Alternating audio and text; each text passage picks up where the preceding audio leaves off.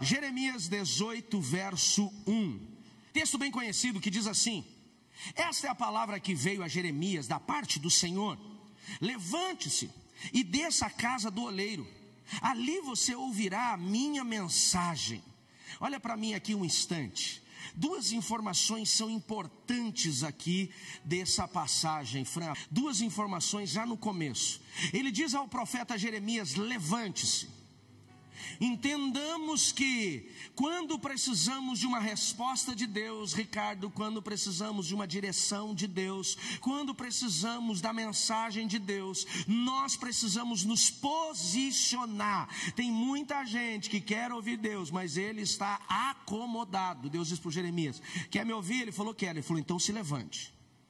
Segundo ponto, Deus diz para ele: vá até a casa do oleiro. Deus não vai falar com a gente no lugar onde nós queremos que ele fale. Ele vai falar no lugar que ele deseja falar. Ele diz: vai. Tem situações que nós vamos ter que nos movimentar. Tem situações que nós vamos ter que ter uma ação. A casa do oleiro, e o oleiro tipifica Deus, vai falar do quê? Ele representa a casa de Deus, o lugar onde Deus vai ministrar. Muita gente quer a resposta de Deus, Ana, mas não se direciona àquele lugar onde Deus vai se manifestar. Não, mas Deus está em mim, Ele está em você, mas Ele traz você para esse ambiente de comunhão, esse ambiente de adoração, porque aqui Ele deseja falar. Quem pode dizer um amém por isso? Tem mais uma informação que eu acho interessante. Ele diz: e desça até a casa do oleiro. Descer aqui, é interessante que ele fala: se levante e desça. Você fala: tá, mas é uma brincadeira de vivo ou morto?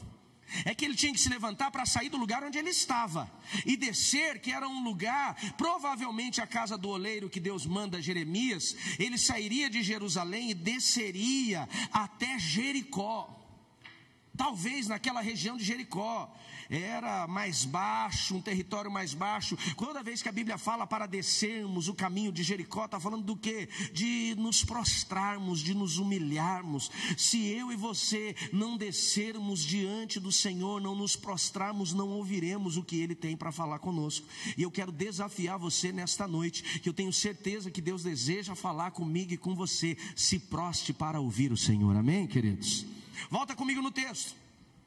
Então eu desci até a casa do oleiro e o vi trabalhando com a roda, e nesta roda estava um vaso de barro. Mas o vaso de barro que ele estava formando quebrou-se em suas mãos. Por isso ele o refez, moldando outro vaso de acordo com a sua vontade. Então a palavra do Senhor veio a mim. Agora chegou a mensagem: ó Israel, será que eu não posso agir com vocês como fez o oleiro? Pergunta o Senhor. Como o barro nas mãos do oleiro, assim são vocês em minhas mãos. Como eu falei, esse texto é muito conhecido. O contexto desta mensagem que é interessante, e eu quero começar explicando um pouquinho desse contexto, Arildo. Jeremias foi um dos profetas menos compreendido, doutora Eva, de toda a Bíblia Sagrada. Nós conhecemos Jeremias normalmente com o título do profeta chorão, as lamentações de Jeremias. Por que chorão? Porque ele foi rejeitado. O povo de Israel, como muitos crentes, gostava de um profeta, gostava de uma revelação. Mas o povo do tempo de Jeremias rejeitou a revelação. Por quê? Porque tem muito crente que ele gosta de revelação só quando ela é boa. Quando a revelação é confronto, ele não gosta muito. Tem gente que gosta de profecia quando ela é para cima. Quando essa profecia dá uma chacoalhada nele, ele não gosta muito. E Jeremias não foi o cara que trouxe palavras que massagearam o ego de Israel. Pelo contrário, ele foi o cara que bateu no povo. Não ele, mas Deus. Porque o povo estava longe de Deus, Michael. O povo estava afastado de Deus. O povo estava distante de Deus. E a cada geração eles iam se afastando mais, eles iam se perdendo mais. Até que chegou uma hora que a única forma de Deus trazer o povo para perto dele foi através da correção, da disciplina. A Bíblia diz que Deus corrige o filho a quem ele... Se você ama seu filho, você vai corrigir. Se você está vendo teu filho trilhar um caminho ruim, um caminho de destruição, e não está fazendo nada, você não ama. Você se ama só. Você não quer se estressar. Você é um egoísta. Com todo amor e carinho eu falo isso. O pai que ama o seu filho, a mãe que ama o seu filho vai corrigir, vai chamar atenção, vai trazer o confronto. E Deus vai confrontando, e o povo vai se afastando, até que chega uma hora que a única forma de Deus atrair o povo é quando Deus permite que Nabucodonosor e a nação da Babilônia, o império que estava se formando, venha invadir o território de Israel. Quando Nabucodonosor chega pela primeira vez, a resposta dos profetas que estavam dentro dos muros da cidade era o seguinte: Ademir, não vai acontecer nada. Deus manda dizer que vai guardar-nos. O rei diz: não vai acontecer nada. Nossos muros são fortificados. Então Deus levanta Jeremias e diz assim: essa palavra que vocês estão declarando não é minha não, vai acontecer. Tanto que Deus diz assim: Nabucodonosor é a minha vara, a vara da correção. Ele diz: vai acontecer sim. Deus começa a confrontar e esse povo começa a se afastar. E a cada vez que o Senhor levanta Jeremias para levar uma palavra ao povo dizendo assim: vocês estão no caminho errado e vocês precisam se posicionar, esse povo rejeita. Eles prendem Jeremias, eles batem em Jeremias, surram, chicoteiam, lançam ele numa cisterna, num buraco fundo. Eles humilham Jeremias. Jeremias fala: Deus, eu não estou entendendo, eu estou fazendo a tua obra e estou sendo rejeitado. Deus falou: se acostuma, é desse jeito. O que eles estão fazendo com você é o que eles fizeram comigo. Eles me rejeitaram. Nabucodonosor invade a primeira vez, leva uma parte, o povo se rebela de novo. Ele leva agora outra parte do povo, e na segunda vez, nas últimas vezes, ele destrói os muros, queima a cidade. Então o povo agora está, Alexandre, em ruínas. Os muros estão queimando, os muros estão no chão, o templo queimando. E aquele povo então agora desesperado por conta das suas perdas, por conta do fracasso, querendo fugir da Babilônia. E Deus diz assim: não fujam da disciplina, não fujam da correção. Deus levanta Jeremias mais uma vez para dizer assim: vão para o cativeiro, vão para o cativeiro. Ele diz: aquele que ficar escondido aqui na terra de Israel, ele diz, vai morrer pela espada. Aquele que fugir para a Babilônia vai morrer de fome, vai morrer de peste. Ele falou: o único lugar para vocês estarem protegidos é o cativeiro, é a disciplina. Vocês precisam me obedecer. Então aquela nação agora está no caos. Eles estão, William, abalados, achando que tinha acabado tudo para eles, e agora Deus vai levantar. Então Deus levanta agora Jeremias com essa mensagem. O contexto de Jeremias 18 é exatamente este contexto de uma cidade que está em ruínas. E Deus então diz para Jeremias: vocês acham que eu não posso restaurar a cidade? Vocês acham que eu não posso restaurar a nação? O contexto de Jeremias 18, a casa do oleiro, é essa restauração que Deus está prometendo. Então ele diz: vá até a casa do oleiro, veja o que o oleiro está fazendo, preste atenção nas obras das mãos do oleiro. E todo este processo, quando conclui Tiago, ele diz assim: assim é Israel em minhas mãos, assim como eles se quebraram, ele diz, eu irei restaurá-los. E a mensagem desta noite fala exatamente disso. O Deus da restauração, Ele quer restaurar áreas da minha e da sua vida. Ele deseja restaurar áreas das nossas vidas que se perderam, a nossa relação com Ele. E eu creio sim que esta noite é uma noite que Deus começa a startar um processo de restauração na vida de muitos. Você pode dizer amém? Essa é uma daqueles cultos que eu tinha preparado uma outra mensagem. Desde sexta-feira eu estou caminhando, escrevendo um esboço sobre servir, baseado em Jesus lavando os pés dos discípulos, Emerson. E ontem, 2 horas da manhã, eu perco meu sono, entendendo que talvez Deus está me chacoalhando, e eu vou estudar um pouco mais daquilo que iria ministrar no culto da manhã. Hoje Deus me traz para Jeremias 18, e então eu entendo que não era a palavra do servir, por mais que eu já compartilhei algo com vocês sobre isso, mas Deus está disposto a falar com pessoas que Ele trouxe nesta noite, que talvez viveram situações de perda, talvez estão vivendo situações de ruínas, talvez estão vivendo situações desconfortáveis, e Ele está dizendo: não importa o que se quebrou, não importa o que você perdeu, Ele está dizendo: eu sou o Deus da restauração. Ele é o Deus da restauração. Aplicando exatamente o texto que nós começamos, a primeira lição, e ainda não estou escrevendo ou aplicando as lições, mas que a própria introdução dessa mensagem nos traz, é como Deus nos vê. Nós vamos encontrar, Erickson, e você já estava fazendo falta, meu amigo? Nós vamos encontrar muitas metáforas que Deus faz de comparações do homem com elementos do dia a dia do judeu ou da natureza. Por exemplo, em Salmo 23 e João 10, nós vamos ver Deus fazendo a metáfora da ovelha para o homem, a comparação. Salmo 23, ele diz: o Senhor é o meu pastor e nele nada me falta. João 10, ele diz, Jesus, né, ele se apresenta melhor como o bom pastor que dá a vida pelas suas ovelhas. Eu acho legal essa comparação de nós ovelhas conduzidas pelo bom pastor. Em Salmo 1, nós vamos ver Deus usando a metáfora, e também vai usar isso em Jeremias 17 e também em João 15, 5, a metáfora da árvore. Salmo 1, ele diz: vocês são como árvores plantadas junto ao ribeiro. Ele é o ribeiro, nós somos a árvore que vai se alimentar dele. Em João 15, ele vai falar: eu sou a videira e vocês são os galhos. Em Isaías 40, verso 6 e Salmo 103, Deus vai nos comparar à flor do campo. Ele diz assim: seca-se a erva, cai a flor, mas a palavra de Deus permanece em vocês para sempre. Em 1 Coríntios 6,19, a metáfora é do templo, do santuário. Ele diz assim: e o vosso corpo é templo do Espírito Santo, que habita em vocês. Nós somos o templo do Espírito, amém? Amém, igreja? Nós somos o lugar da morada, amém, igreja? Mateus capítulo 5, no Sermão da Montanha, a metáfora é do sal. Ele diz: vós sois sal da terra. Ele também usa a metáfora da luz: vocês são luz do mundo. Em 2 Timóteo 2,3, a metáfora é do soldado. Ele diz: como um bom soldado de Cristo, suporta comigo os sofrimentos. 2 Timóteo ainda vamos encontrar: o cristão é chamado para, aliás, em Efésios 6, nós somos chamados para nos revestir da armadura de Deus como um soldado que vai para a guerra. Ainda em 1 Coríntios 9, nós somos comparados ao atleta que não é coroado se não competir segundo as regras.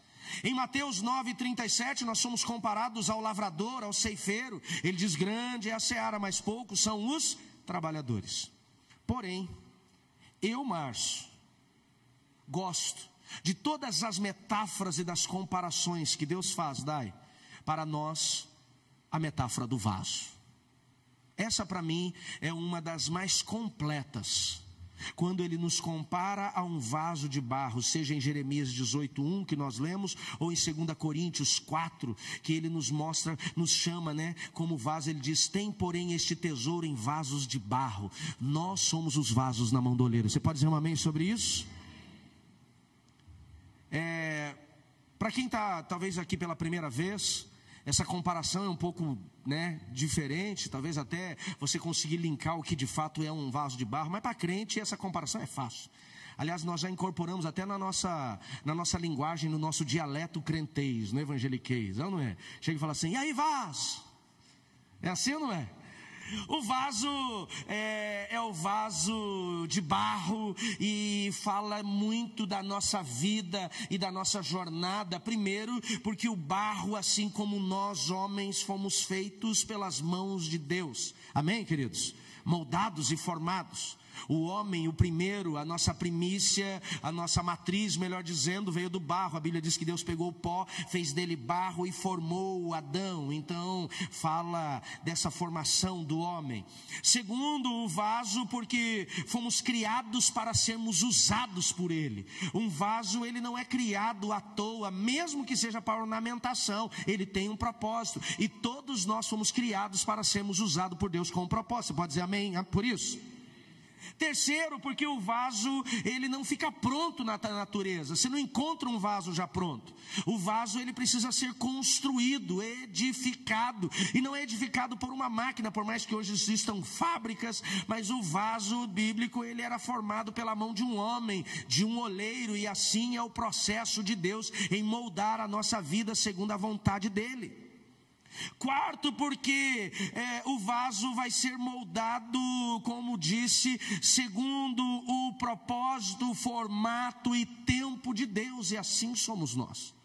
Então sim, A Bíblia vai usar a comparação do vaso para nós, e esse texto de Jeremias 18, por mais que seja muito conhecido, Adenilson, ele tem um propósito de nos ensinar algumas lições que eu quero compartilhar com você agora. Por isso, se você gosta de anotar, comece a anotar agora. A primeira lição que esse texto me apresenta sobre essa jornada de Jeremias sendo conduzido por Deus a nos ensinar algo também, está logo no começo do texto. E eu vou compartilhar as lições tudo dentro do texto. Diz assim: então desci à casa do oleiro e o vi trabalhando em um vaso de barro com as suas mãos. A primeira lição é que todos nós somos vaso na mão de Deus. Você pode dizer um amém? E todo vaso, para ser moldado por Deus, preste atenção, precisa ser apertado, espremido para ser usado. Talvez um dos maiores erros que nós evangélicos cometemos é achar que quando tudo está indo bem, vem de Deus, e quando tudo está indo mal, vem do diabo. Nem tudo que é desconfortável que acontece na minha e na sua vida é culpa do diabo. Tem coisas que está acontecendo que nós não estamos confortáveis, Edson, que é a mão de Deus nos moldando para sermos instrumentos na mão dele. Talvez tem pessoas aqui que estão enfrentando desconforto dentro da sua casa, e você tem atribuído esse desconforto a ataques malignos. É como um vaso que está na mão de Deus, e você olha para Deus sem conseguir enxergá-lo e diz assim: diabo, para. E você está querendo atribuir o agir de Deus, o mover de Deus, o tratamento, o molde de Deus na sua vida para uma ação maligna, e não é o diabo. Quem está me entendendo, diga amém. Eu sei do que eu estou falando, porque eu tenho certeza absoluta que aqui nesse auditório de centenas de pessoas hoje, tem pessoas aqui que estão enfrentando lutas, tempestades, desconforto, e você tem perguntado: Deus, por quê? E a resposta de Deus vem em Jeremias dizendo: porque eu estou te moldando. O amém diminui nessa hora. O oleiro, ele pegava aquele barro, aquela terra seca, na verdade, derramava água, transformava aquela terra seca em barro, bem úmido, coloca na sua roda. No tempo antigo ele tinha um pedal como de bicicleta que fazia essa roda rodar. Então, com as suas mãos, ele não começa a moldar de início, mas ele começa a amassar. Um dos meus livros eu falo de Jeremias 18. E para poder escrever sobre Jeremias 18, Alberto, eu fui estudar o papel do oleiro. E eu descobri três informações, eu descobri muito, mas três informações, Alan, são importantíssimas sobre o porquê que o barro precisa ser espremido e apertado. Primeira informação que eu aprendo com o oleiro dele espremer o vaso, Vanessinha, é porque toda a terra que vai se tornar barro, ela contém impurezas. E o oleiro só consegue encontrar as impurezas e tirar as impurezas do barro quando ele toca o barro, por isso ele espreme.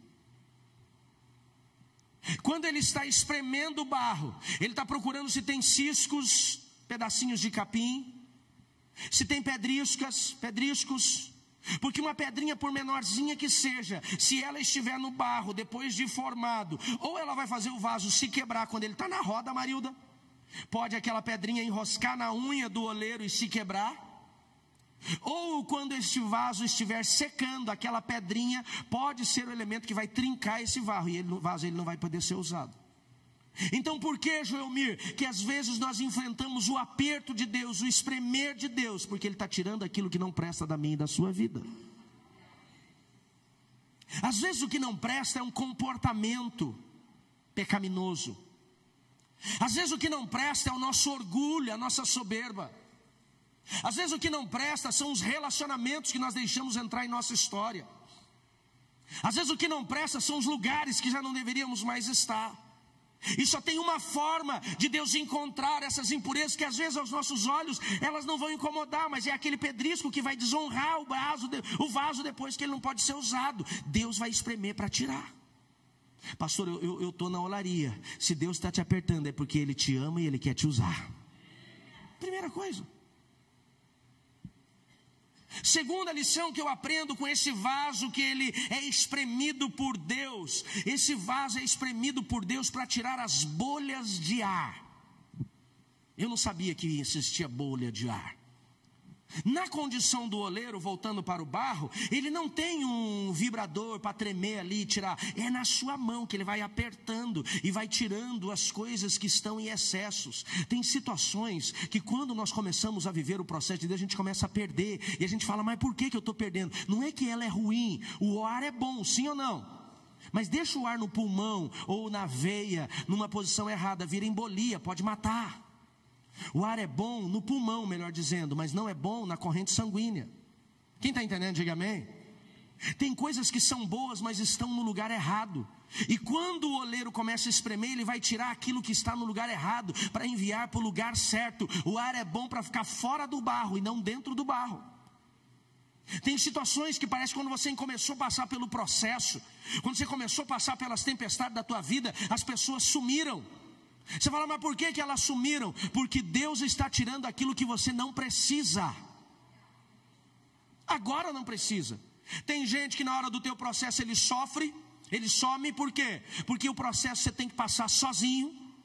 Deus diz assim para Jeremias, vai até a casa do oleiro. Deus não manda Jeremias ir até a praça que o oleiro estava fazendo barro. Não, é na casa, no lugar íntimo, no lugar fechado. Quando as pessoas se afastam de nós no nosso processo, não é que Deus nos odeia e quer nos deixar sozinho, é que Ele está trabalhando no secreto na tua vida.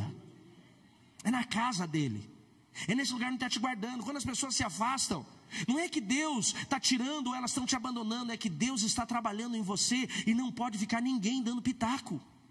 Não faz isso, vai aquilo, não é para ficar só. Tem gente que sai e depois volta, e tem gente que sai e nunca mais volta. Entenda isso. E quem vai determinar como vai ser tirado aquilo que é bom, mas não pode estar no lugar errado? Deus, apertando. Quem está aqui ainda, diga amém.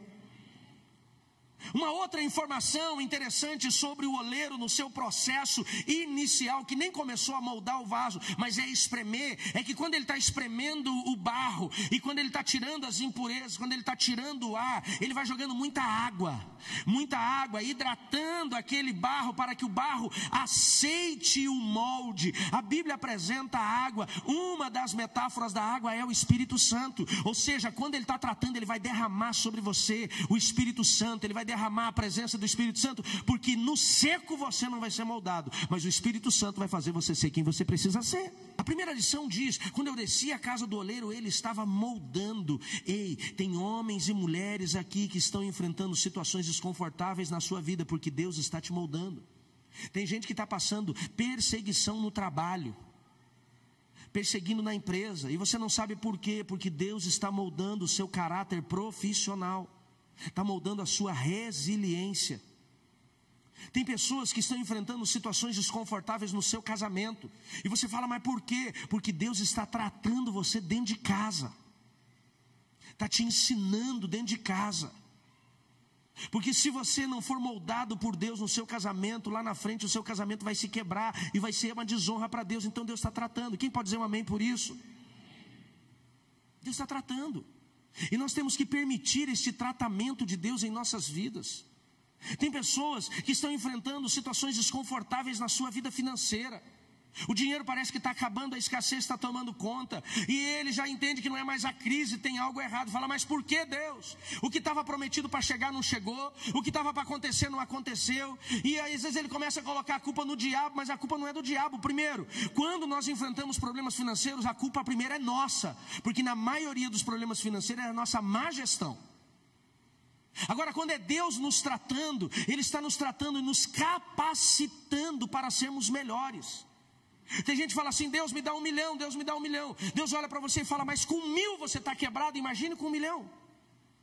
Porque Ele acha que vai sair da quebra quando Ele ganhar muito dinheiro. Você não sai da quebra quando você ganhar muito dinheiro, você sai da quebra quando você tiver maturidade para arrumar dinheiro. É muita maturidade, não muito dinheiro.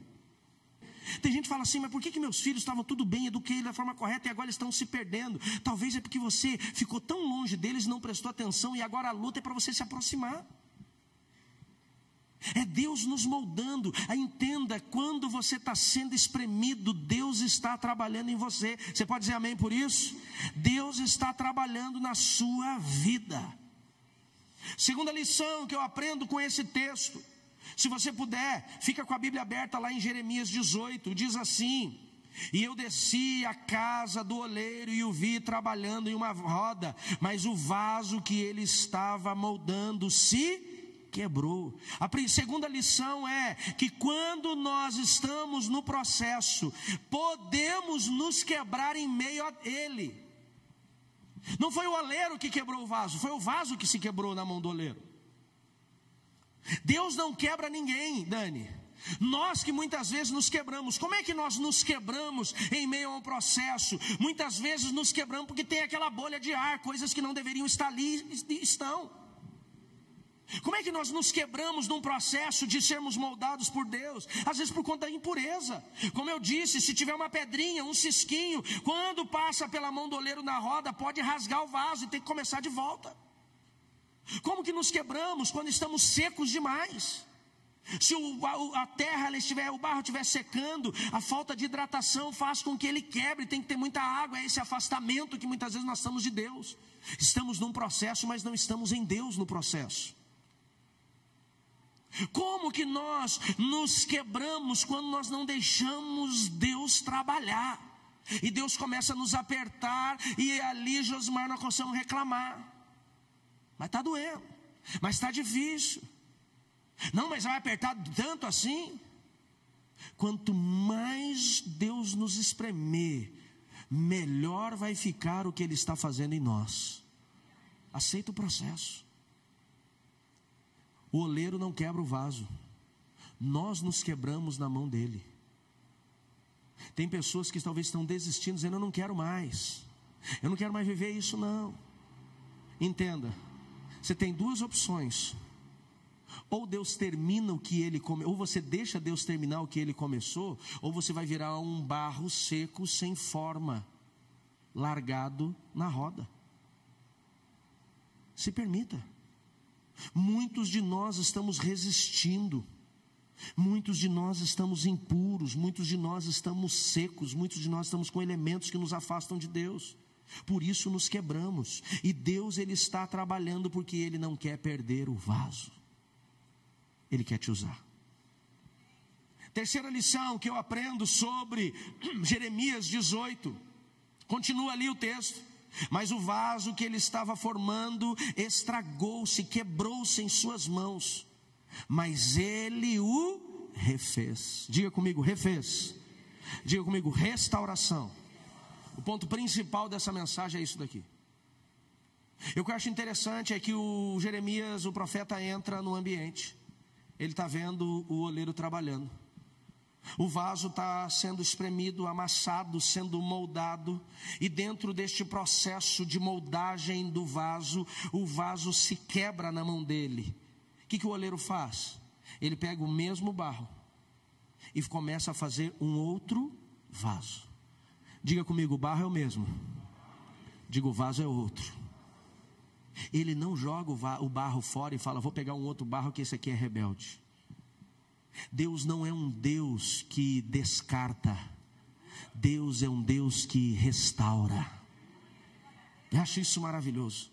Nós descartamos aquela sanduicheira que não está funcionando. É o pastor Ronaldo que está lá atrás? És tu? Ô, varão, que bom que você está na cidade. O pastor Ronaldo está viajando tanto que eu já não consigo nem encontrar ele mais. Pastor Ronaldo, a sanduicheira queima em casa, o que a gente faz? Joga fora e compra uma nova. A cafeteira não está esquentando mais, o que a gente faz? A gente manda embora. Esse serviço de eletrônica hoje, ou de consertos de eletrodoméstico, o povo já não usa mais. O ventilador quebrou uma haste, a gente joga fora. É muito caro. Nós descartamos o que está quebrado. Deus não descarta você quando você se quebra. Não importa onde nós caímos, não importa o erro que cometemos, não importa os pecados e as falhas que nós deixamos entrar em nossa vida, não importa o que te quebrou, se você quebrar, Deus está disposto a te refazer. Às vezes nós não nos perdoamos. Nós não conseguimos aceitar o que nós fizemos. Esses tempos eu conversava com uma pessoa, e quando estávamos conversando, eu vi que o problema dela não era o perdão de Deus, porque ela já tinha arrependido, ela já tinha deixado o pecado, e isso Deus já não lembra, porque a Bíblia diz que Ele lança no esquecimento os nossos pecados. O problema não estava no que Deus lembrava, estava nela não esquecer. A acusação era interna, era interior. Mas pastor, Deus não pode me perdoar pelo que eu fiz. Como não pode, se Ele é Deus poderoso, misericordioso e cheio de graça? Talvez o teu marido não esqueça do que você fez, talvez a tua esposa não esqueça do que você fez, talvez teus pais não esqueçam do que você fez, mas Deus já esqueceu. E a Bíblia diz: aquele vaso se quebrou e Ele o refez. Ele não joga fora. Ele não vai te jogar fora. Talvez tem pessoas aqui que em algum momento desviaram. Algumas pessoas talvez aqui caíram. Algumas pessoas desistiram. E Deus está com as suas mãos estendidas dizendo: eu quero fazer você de novo. Ele faz o novo do barro velho. As pessoas vão lembrar do seu passado. Deus não. Ele está disposto a te refazer do zero. Ele quer refazer seu casamento, Ele quer refazer sua vida financeira, Ele quer refazer suas emoções, Ele quer refazer sua saúde, Ele quer refazer a sua relação com Ele. Você pode dizer um amém por isso? Não importa onde você caiu, não importa o que você fez, pastor, mas eu fui tão fundo, tão fundo, tão fundo. A Bíblia diz que onde abundou o pecado, superabundou a graça. Ele refez. Que a tua oração hoje, se você se sente quebrado, diz: Deus, me refaz. Essa foi a pior oração que eu fiz na minha vida, e a melhor. A pior porque é doloroso, a melhor porque Deus me refez. Você não tem ideia, alguns de vocês talvez não tenham ideia de onde Deus me tirou para me colocar aqui. Você não tem ideia o que Deus fez na minha vida, totalmente desacreditado. Eu era um cara totalmente improvável por tudo que eu vivi, as escolhas que eu fiz. Se em 2002 você mostrasse a Nova Aliança com quase 1.400 membros, a maior igreja local da cidade de Colombo, a maior ministerial, não de congregações, mas a maior igreja local onde um povo se reúne em um só templo, é a Nova Aliança. Você mostrasse o que Deus tem feito, as centenas de testemunhos de transformação que nós recebemos mensalmente ou semestralmente. Só no mês de março, pastora Vanessa, foram quantos atendimentos? 1.100 e poucos atendimentos. É um negócio absurdo o quanto nós temos. Se você me mostrasse isso em 2002, eu caído na imoralidade, na prostituição, eu ia dizer: não, isso aqui não é, não sou eu não, isso aqui está enganado, não sou eu, é só uma promessa. Mas as promessas de Deus, elas se cumprem quando nós deixamos Deus nos refazer. Feche seus olhos, põe a mão sobre o seu peito e diga: Deus, com autoridade, diga: Deus, se eu me quebrei, me refaz. Diga: eu sei que o Senhor não é um Deus que descarta. Diga: o Senhor é um Deus que restaura. Eu quero ser restaurado. Restauração. Tem situações que talvez nós nos quebramos por causa do nosso orgulho, nos quebramos por causa da nossa soberba, nos quebramos por causa do nosso comportamento pecaminoso, nos quebramos por causa das influências que deixamos entrar em nossa vida. Não importa qual foi o motivo da quebra, as mãos dele estão dispostas para restaurar. Amém, queridos? Quarta e última lição que eu aprendo nesse texto, se você puder voltar comigo. Ele diz assim: viu o oleiro trabalhando na roda, mas o vaso que estava na sua mão sendo formado quebrou-se em suas mãos. Por isso ele o refez, moldando um outro vaso. Ei, eu acho maravilhoso, como eu já disse aqui no ponto anterior, o barro é o mesmo, mas quando Deus pega o vaso é outro. Diga comigo: o barro é o mesmo. Diga: o vaso é outro. Quando Deus refaz, Ele não refaz com as imperfeições que nós tínhamos. Quando Ele nos refaz, Ele não nos refaz com os defeitos que nós tínhamos. Quando Ele nos refaz, Ele não nos refaz com a desonra que nós tínhamos. Quando nós nos permitimos ser moldados por Deus, Ele refaz do mesmo barro um vaso novo. É algo novo que Deus quer fazer em você e através de você, amém, queridos? O março de 2002 era um março crápula, era um março que não prestava, era um março que estava contaminando a sociedade porque andava como um lixo. Mas o vaso que Deus fez do mesmo barro de 2002, hoje é um vaso que vai honrar o Senhor. A essência é a mesma, a natureza é a mesma, a formação é a mesma, mas hoje eu sou um novo homem, e aqui tem homens e mulheres que Deus está formando, e talvez a tua esposa olha para você e fala: será que ele mudou? Se Deus está tratando o seu marido, ele será um vaso novo com o mesmo barro. É novo, caráter novo. Eu lembro que eu li um livro uma vez, Alexandre, que eu fiquei triste, e esse livro dizia que quem tem caráter comprometido vai continuar com o caráter comprometido até o resto da sua vida, porque caráter não é mudado. Mas era um livro secular.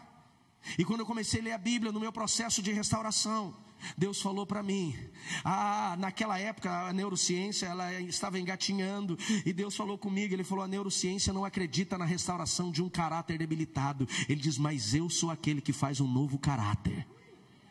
Ele faz novo, tudo novo, a partir daquilo que nós permitimos Deus agir em nossas vidas. E o texto diz: e Ele fez um vaso novo. E eu acho interessante que eles ainda de acordo com a sua vontade.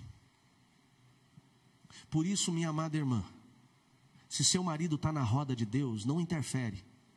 Tem mulher que fala assim: Deus, pega meu marido, mexe nele, trata ele, que eu não aguento mais. Aí Deus põe a mão, ela: não, Deus está apertando muito, deixa Deus tratar.